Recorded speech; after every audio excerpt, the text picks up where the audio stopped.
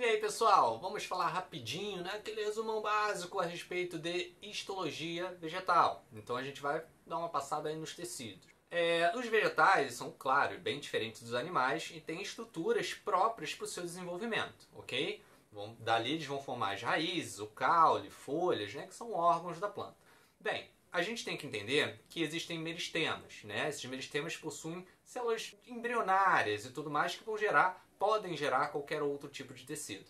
Tá? Nós temos o meristema primário ou apical, que está relacionado à pontinha lá do caule, entendeu? Para o crescimento vertical para cima, ou subapical, que a gente chama, que vai estar ali na raiz, ok? Então é para o crescimento vertical, seja para cima, seja para baixo. E isso, né, acaba tendo uma dominância em relação ao segundo meristema, o meristema secundário ou lateral. Mas isso está relacionado aos hormônios também. Vamos falar apenas desse meristema. Então ali a gente tem algumas estruturas, beleza? Que vão auxiliar na formação de novas estruturas, novos tecidos e tudo mais. A gente começa com o dermatogênio. O dermatogênio vai pela palavra dermato, né? Quando você vai num dermatologista, você vai ver algum problema de pele, alguma coisa relacionada à pele. Claro que eles não têm pele, mas eles têm, por exemplo, a epiderme e a periderme, que a gente já vai falar sobre eles, tá?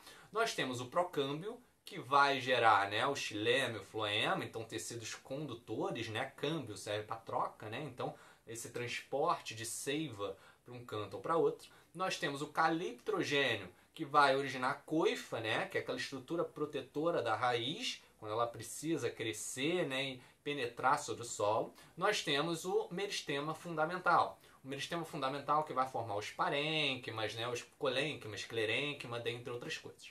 Então nós temos isso relacionado ao meristema apical. Nós temos o meristema secundário. No meristema secundário nós temos o filogênio, que vai gerar a filoderme e também vai gerar o suber que é onde forma a casquinha da árvore. Lembrando que o meristema secundário ele serve para o crescimento, né, na longitudinal. Então vai alargar o tronco, vai alargar a raiz, enfim, alargar os galhos e tudo mais. E nós temos também o câmbio vascular, que ele vai gerar o xilema e o floema propriamente dito. Bem, outra coisa que a gente tem que saber é sobre os tecidos propriamente dito. Nós temos tecidos de revestimento, que eu já mencionei aqui, a epiderme e a periderme. A epiderme que vai estar nas folhas, nas flores, nos frutos, né? Estruturas, vamos dizer assim, mais delicadas, onde tem estômatos para ocorrer a troca de gases. Enquanto a periderme ela vai estar mais relacionada às raízes, o caule, e ali a gente tem lenticelas, não tem estômatos, tem lenticelas para troca gasosa. Então esse é o tecido de revestimento. Nós temos tecido de sustentação, por exemplo, o colênquima e o esclerênquima, que vai manter esse tronco rígido, ereto, bonito e tudo mais. Então nós temos o colênquima formado por células vivas, né, células que têm celulose e tudo mais, ele costuma ser um pouco mais flexível.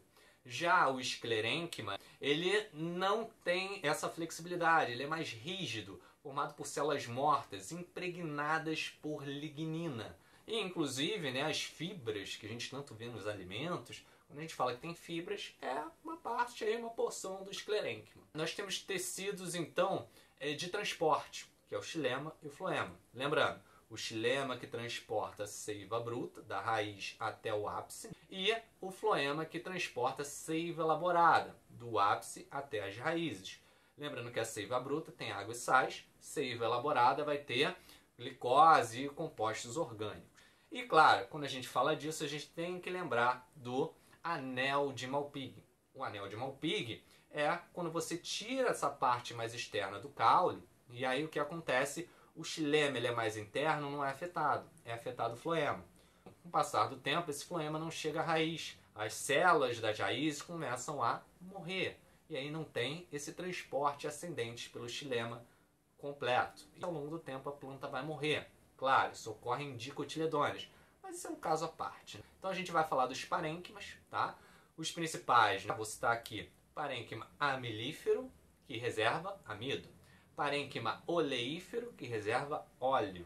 Parênquima aerífero, que reserva ar. Para que uma planta quer reservar ar? Poxa, eu já sei do amido e do óleo, né? São reservas energéticas. Agora, Uma planta aquática, quando ela precisa boiar, ela tem esse parênquima aerífero, justamente para poder boiar ali e tudo mais e pegar os seus nutrientes. O aguapé, por exemplo, é um grande exemplo de planta que tem o parênquima aerífero. E também temos o parênquima aquífero, aquele que serve para armazenar água. O cacto, por exemplo, ele tem um parênquima aquífero bem desenvolvido, afinal, no deserto, em climas áridos e semiáridos, tá? Não tem uma grande oferta de água assim, então ele tem que manter essa reserva com ele, ok? Bem, e nós temos o parênquima clorofiliano, que pode ser palissádico ou lacunoso, que vai estar presente principalmente nas folhas, né, para fazer fotossíntese. Então, esse é o apanhado geral, pessoal. Esse é o apanhado geral. A gente falou aqui de alguns tecidos, como eu falei, uma pincelada. Se você gostou, dá aquele like, compartilha com um amiguinho, comenta aqui se você gostou desse vídeo e eu vejo vocês na próxima oportunidade, ok? Grande beijo, tchau, tchau.